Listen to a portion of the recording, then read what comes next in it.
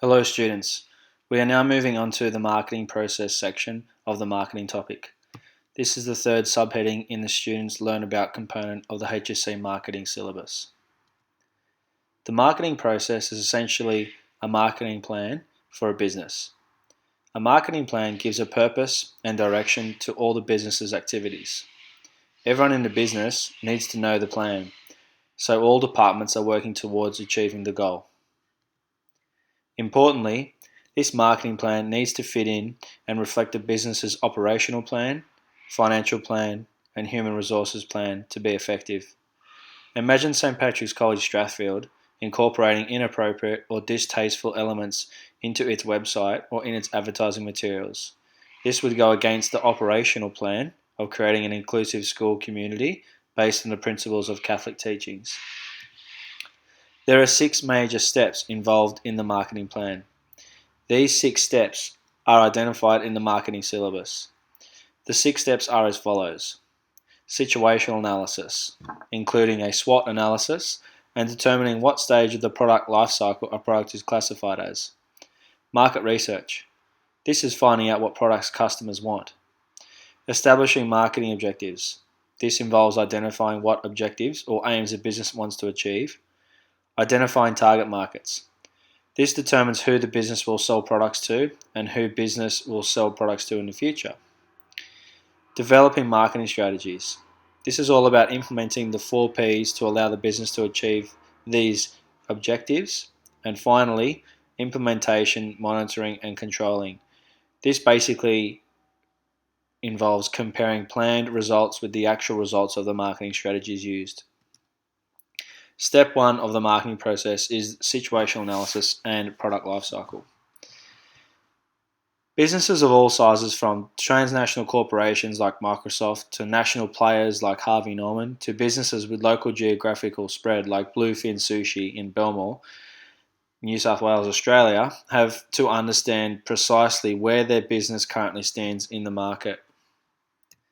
One common way to determine the internal and external environments that a business currently faces is implementing a SWOT analysis. Remembering back from the Year 11 course, SWOT analysis gives an internal assessment of the business strengths and weaknesses, as well as an external assessment of the opportunities and threats that a business faces.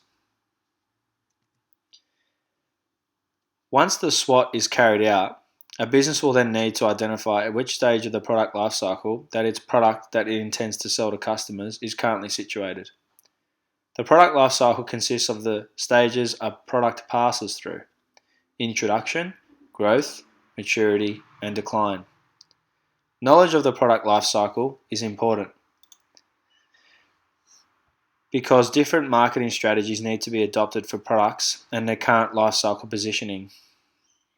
Think about being at school. Teachers need to create teaching and learning experiences that are completely different for Year 5 students compared to the teaching strategies used for Year 12 students. Products and marketing strategies are much the same as teachers and students at school. A business must be able to launch, modify, and delete products in response to changes in the product lifecycle. Failure to do so will result in declining sales and reduced profits. The introduction stage. Products that are in their infancy need to be supported by marketing strategies that increase consumer awareness and build market share.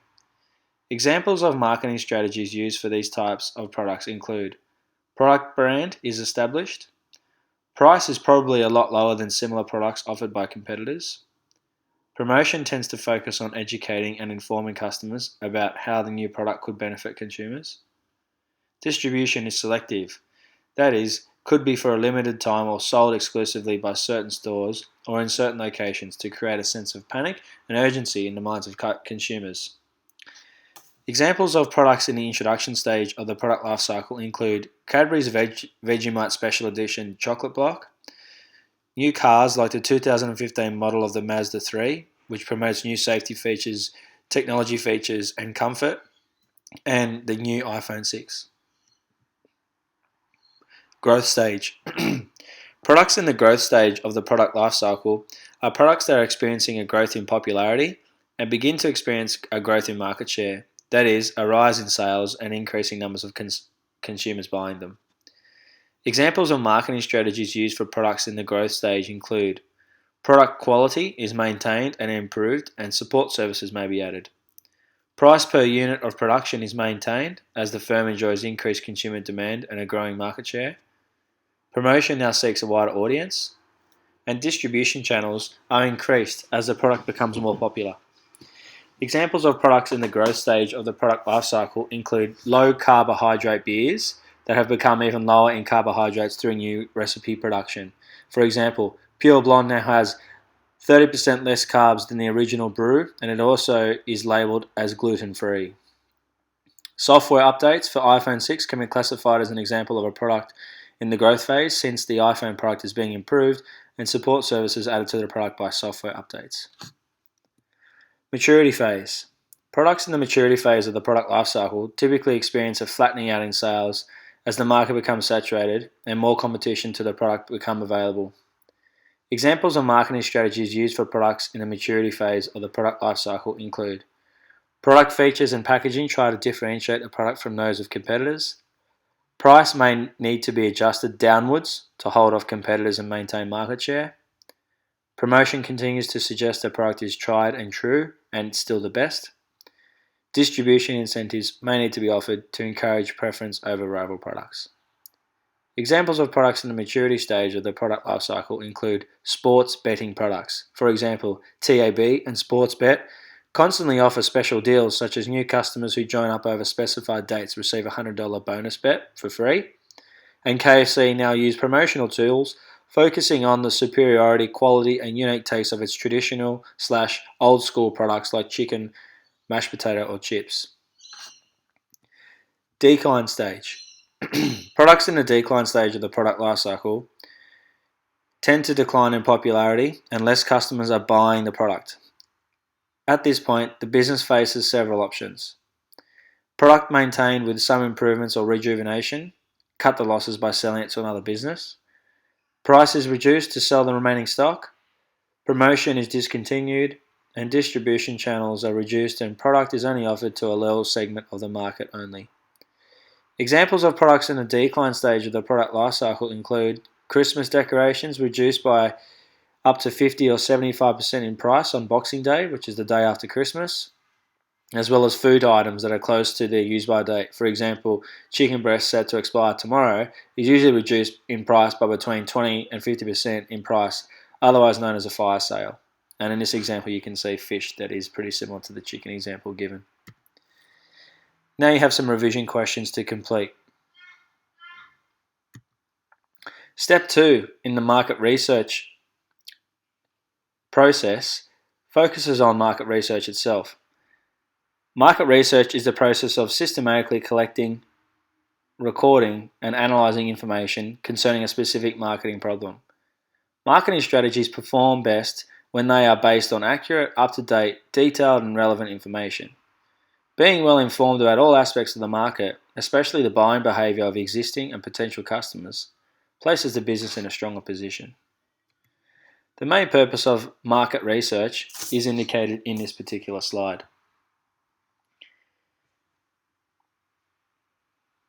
The main purpose of market research is minimising the risk of a product failing to attract customers and eventually being removed from a product's business line. Another purpose for market research is collecting and assessing information about the needs and wants of consumers. A more accurate and responsive marketing plan can be designed and therefore reduce the risk of market failure. Finally, market research attempts to identify and outline both marketing opportunities and problems, as well as evaluating the implementation of the marketing plan. Failure to conduct market research can lead to problems for a business. Without adequate, reliable, and correct information, businesses expose themselves to market embarrassments, which could result in a product failing to sell. A business case study of market research failure includes GladWrap. GladWrap moved the steel cutting strip from the bottom of its cling wrap box to the lid, which in turn saw thousands of customers voice and evidence their safety concerns on social media in early 2015. You can check an example of this out by clicking on that link there. By mid-2015, GladWrap reverted back to the original model following a drop in sales and damage to its reputation. There are 3 steps in the market research process. Step 1. is determining information needs. Step 2 is collecting data from primary and secondary sources. And step 3 is analysing and interpreting data. When determining information needs, this focuses on businesses determining what needs to be measured and the issues involved. For example, in May 2015, it was announced by the Bureau of Infrastructure, Transport and Regional Economics that Qantas's market share of people flying into and out of Australia has fallen from 30% in 2004 to about 16% in 2015. Therefore, Qantas marketers would need to formulate questions that address this problem. As you can see here, Qantas has lost market share to the following airlines. Step 2 in the market research process is data collection. A business collects data, which is effectively facts and figures relevant to the problem marketers are investigating, from two main sources: primary data and secondary data. Primary data are facts and figures collected from original sources for the purpose of the specific research problem, for example, surveys and focus groups. Whereas secondary data are facts and figures already collected by some other person or organisation, for example, research reports and statistics produced by the Australian Bureau of Statistics, otherwise known as ABS. There are three main methods that can be used to collect primary data for a business. Surveys, which include gathering data by asking or interviewing people, may be carried out by personal interviews. Electronic methods of collection, which include telephone, mail and internet, and questionnaires, which are a set of specific questions requiring a response from the person. Going back to personal interviews, these can include face-to-face interviews conducted in public places, or focus groups, which include small groups of people who meet with the researchers to discuss issues related to a product. The observation method involves recording the behaviour of customers. Observation information can be gathered by personal observation, such as when a researcher poses a customer in a store, or poses a question to a customer in a store, I should say, and electronic observation, which is the use of camera or counting machines. For example, the scanner and cash register at a store checkout counter can record data on sales and customers' purchase patterns. The experiment method is basically a set of experiments involving gathering data by altering factors under tightly controlled conditions to evaluate cause and effect. There are several positives and negatives in regards to surveys, as you can see in this table. In addition to that, there are, again, several positives and negatives related to the observation method. All of these positives and negatives need to be considered by a business when determining the most appropriate way to gather information. One example of an experiment method would be passenger motor vehicle companies like General Motors, who make Ford and Holdens. They conduct simulated crash tests on their vehicles to determine the likelihood of serious injury to passengers in a car if it were to crash. General Motors then use this information to adjust the safety features of their cars they produce. Secondary data, as already stated, is information that has already been collected by some other person or organisation. Typically, these include census data and household expenditure surveys gathered by government agencies such as the ABS, or private organisations like AC Nielsen Company and AGB McNair. There are two types of secondary data. Internal data. This is information that has already been collected from internal sources, that is, from inside the business. Such data could include customer feedback and sales and management reports, as well as research reports. An example of internal data in the form of customer feedback can be seen in the food-focused businesses. For example, ice cream stores selling gelato can offer samples of new products or new recipes to determine the potential success of its new flavours. Another type of secondary data is external data. This is published data from sources outside of the business. Examples include magazines, industry association newsletters, internet sources, and private data collection agencies. Probably the best known are the numerous reports produced by the ABS. The third stage in the market research process is data analysis and interpretation. Statistical interpretation analysis is the process of focusing on the data that represents average, typical, or deviations from typical patterns. The first step in conducting data analysis is tabulating the data and information, which is basically displaying information in a table format. This allows businesses to make comparisons between men and women, teenagers, and people aged in their 30s, high income earners and low income earners, and the spending patterns of people living in the inner west of Sydney and Sydney's southern suburbs. The second step in conducting data analysis is interpreting the data. In other words, trying to identify patterns or trends emerging. This process should be completed by a number of people to get a range of perspectives on the data and reduce the possibility of incorrectly reading the data. For example, McDonald's will need to interpret surveys about its original burger range and its new healthy range to determine if customers are content with the product currently being offered. Now you have some revision questions about the market research process. Step 3 of the marketing process is called establishing marketing objectives. Marketing objectives are the realistic and measurable goals to be achieved through the marketing plan. 3 common marketing objectives include increasing market share, expanding the product range, and maximizing customer service. Such objectives can be measured and should include specific targets to be met. For example, increasing market share by 10% within the next 12 months, which is something we have covered in the Year 11 course. Increased market share refers to the fact that all marketing plans aim to achieve a specific market share. Market share refers to the business's share of the total industry sales for a particular product. Businesses often develop an extensive product range, using many different brand names to gain a few extra percentage points of market share. Increasing market share is an important marketing objective for businesses that dominate the market because small market gains often translate into large profits. For example, over the past few years, Coles has lost about 1.7% of its market share to Woolworths. While the percentage of market share lost by Coles may seem small, if Coles is successful in regaining this market share, then sales will rise by around $1.3 billion, with almost half, which is $620 million, taken from Woolworths. Expanding the product mix is the second typical marketing objective for any business. The total range of products offered by a business is referred to as the business's product mix. Businesses are usually keen to expand their product mix, as this will increase profits in the long term. The same product mix will not remain effective for long because the customer's tastes and preferences change over time, and demand for a particular product may decrease. Domino's Pizza's product mix has diversified over the decades. From selling pizzas with traditional toppings, Domino's now offers a chef's best/deluxe range, chicken and seafood range of pizzas, healthy options, sides like breads and chips, plus drinks and desserts.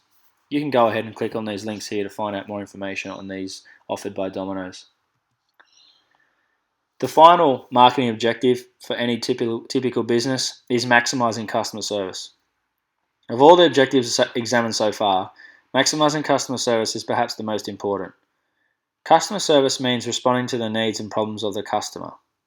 High levels of customer service will result in improved customer satisfaction and a positive reaction from customers towards the products they purchase. This establishes a sound customer base with the possibility of repeat purchases. The strategies a business can use to maximize customer service include asking customers what they want, training employees and rewarding them for excellent customer service, anticipating market trends by conducting market research, finding out what competitors are offering, and then reviewing the product mix, establishing and maintaining long-term relationships with customers, encouraging employees to focus their attention on the customer's needs, not just on making a sale. These are just to name a few. One example of maximizing customer service can be seen with Foxtel. Foxtel, of course, is competing with a range of other streaming businesses in regards to home entertainment using television, movies, and other forms of media. Foxtel are having to engage in strong customer service and customer satisfaction in light of streaming media companies arising in the past 2 years like Stan, Netflix, and Presto. One instance of change at Foxtel in this light is the greater flexibility Foxtel is now offering customers when selecting which channels they wish to have as part of their TV package. In the past, Foxtel have had set packages that could not be altered. Extra channels had to be paid for by customers, making Foxtel a much more expensive entertainment option than what current streaming media companies are offering. Now you have some revision questions to complete. And this completes the presentation on the first three aspects of the marketing process.